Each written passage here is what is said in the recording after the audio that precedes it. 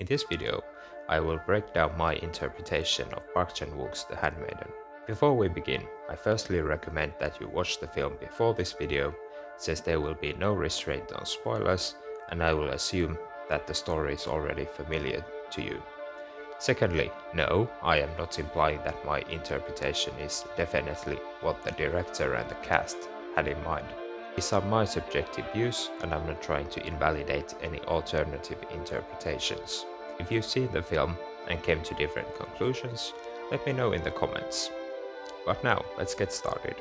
Park Chan-Wook's The Handmaiden plays with the idea of being an odd version of the Knight Saves the Princess story. The princess is Hideko, the dungeon is guarded by a snake, representing a dragon, and the lord of the castle has a black tongue like a witch.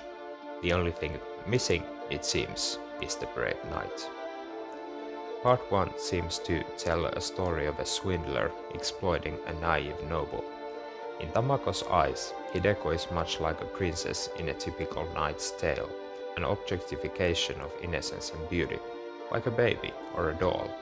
Tamako is instantly mesmerized by these qualities, so she is emotionally attached to Hideko. At the same time, she is willing to go through with Fujiwara's plan. This brings us to what I believe is the overarching theme in the story, the messy contradictory nature of people. The film repeatedly poses the question, what is genuine in the characters? Tamako demonstrates her compassion when she comforts Hideko, but then promptly leaves her to Fujiwara. Tamako demonstrates loyalty when she stands up to Fujiwara, but doesn't abandon her role in his plan. In the end, neither her compassion or loyalty would prevent her from destroying someone she sees as innocent.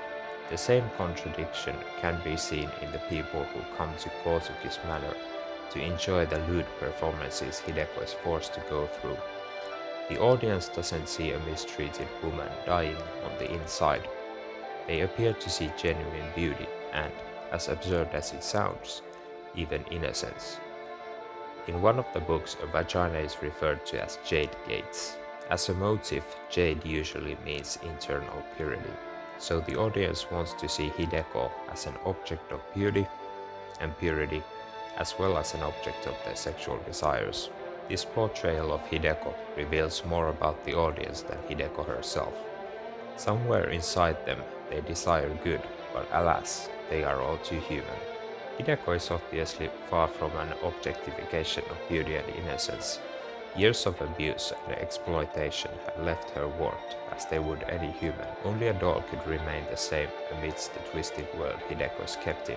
Destara, projecting ideals of beauty and innocence onto Hideko, is essentially denying her humanity. Tamako and the audience dehumanize Hideko so that they could possess her beauty like an object which they can exploit without corrupting it. Sa Yukanna Kishio. This brings us to the moment when Tamako learns the truth about Hideko. When the illusion of Hideko's innocence is shattered and her vulnerability is exposed, Tamako realizes that what she values can be corrupted and lost, and therefore is suddenly urged to protect her. She symbolically decapitates the snake, signifying that she has become a kind of knight in shining armor. Her best qualities that were so far dormant have been realized. Handmaiden's depiction of humanity is far from idealistic, but it is hopeful. The film shows that while people are twisted and broken, somewhere in the garbage heap of their being is something genuine and good. Mochiron, as a man watching this kind of movie, I couldn't help but see parallels between myself and the audience in Hideko's reading sessions. Since Park Chan-Wook is a man himself, I believe he was quite aware of this irony.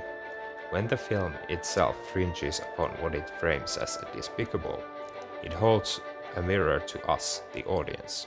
When the film asks what is genuine in the characters, it also asks what is genuine in us.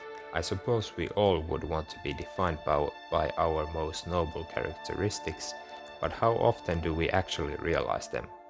And if we don't, do they really represent our genuine self?